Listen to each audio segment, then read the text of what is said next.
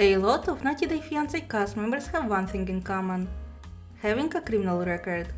In this video we will talk about the criminal history of 3 90 Day Fiance cast members. Additionally, we will provide an update on Jon's visa journey and Larissa's immigration status.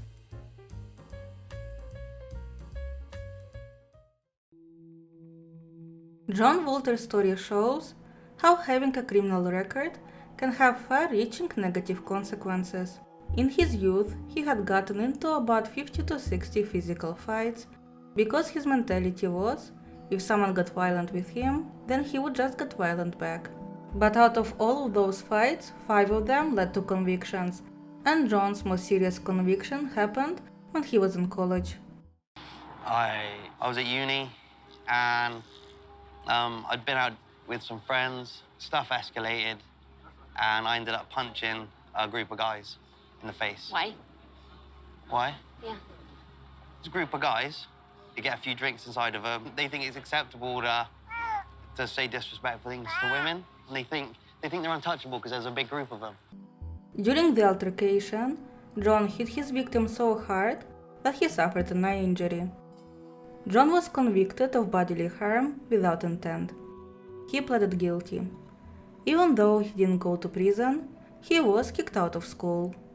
Many years later, Jon revealed his conviction to his American fiancée Rachel.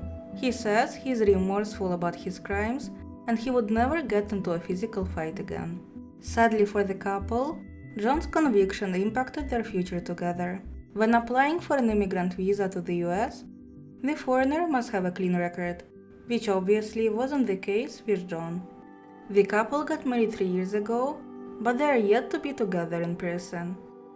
According to Rachel, if it was up to her, she would have moved to England to be together with Jon. However, as she shares custody of one of her daughters, she is simply unable to move abroad. Recently, Jon and Rachel went live to update the fans on their visa journey. Jon had an interview at the US consulate this May, and he was denied the spousal visa. According to Jon, this decision was to be expected, as the consulate does not have the authority to grant a visa to a person with a criminal record. Following the denial, Jon and Rachel filed for a waiver of grounds of inadmissibility. They are hoping Jon would have a chance to explain his story and for his record to be expunged by the US authorities. If you recall Avery and Omar's storyline from before the 90 days, Avery was told by the immigration lawyer that obtaining a waiver process can last for years, and the percentage of approvals is very small. Jon and Rachel also mentioned the financial burden of their immigration journey. The fee for filing the waiver alone is almost $1,000, and the cost of legal help they seek is likely to be in 5-digit range. So I'm really excited about this next stage that they're going to look at us as a family, and we're going to ask if we can be a family and we can be together, and they're going to say yeah or no. So I'm really positive about this. So the initial interview that he had in May was not discretion. It is by the book, and they have to do what they have to do regardless of how they feel about it. And the good thing about the waiver is we put our story together, showing them how we need to be together, in our story. And we've been waiting 5 years as an official couple. We're just kind of hoping that they're going to just look at everything, and they're going to look at us as a whole, and they're going to base the yes or a no on our right to be a family, and they're going to offset that against what happened 11 years ago.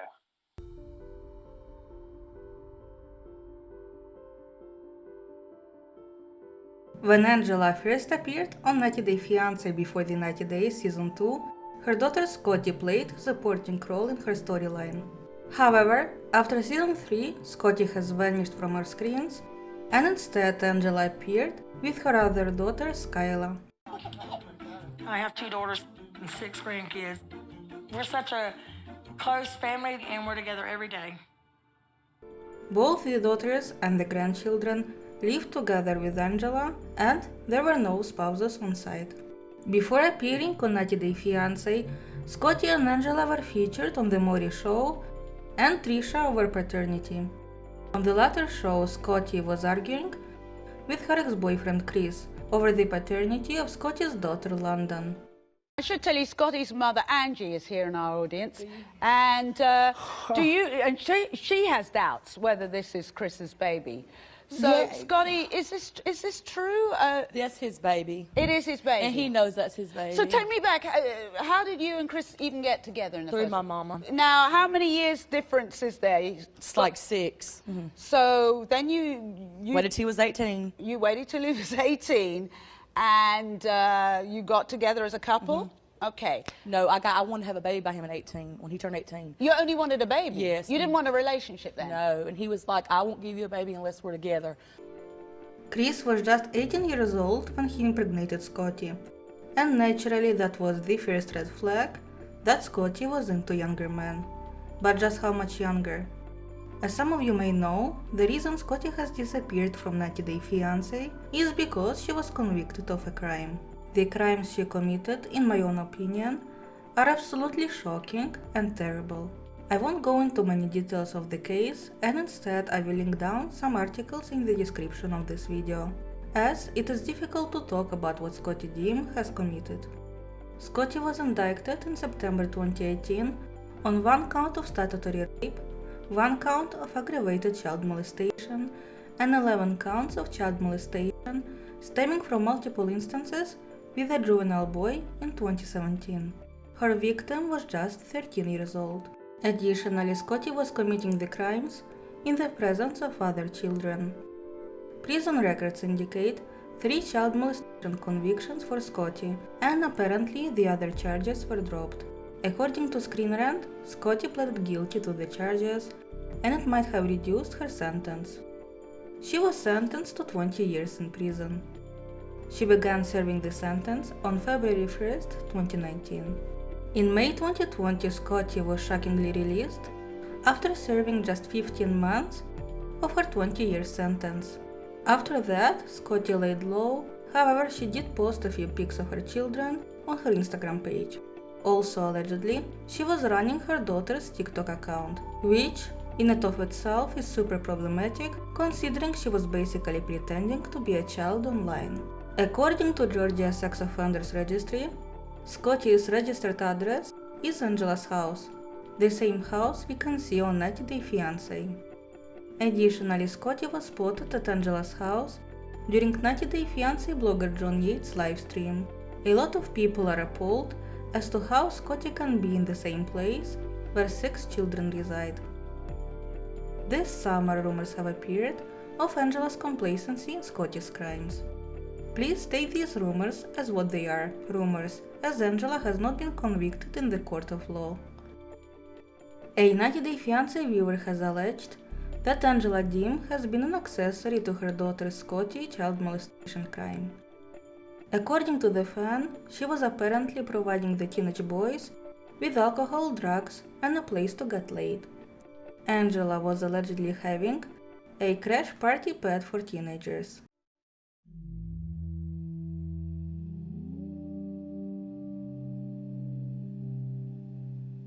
Angela does have a criminal record of her own. In 2018, Angela was charged with a DUI and driving without a license on her person, in addition to the speeding citation. Angela revealed that she knew the arresting officer, who was a black male, before accusing him of being a racist and threatening to have him fired.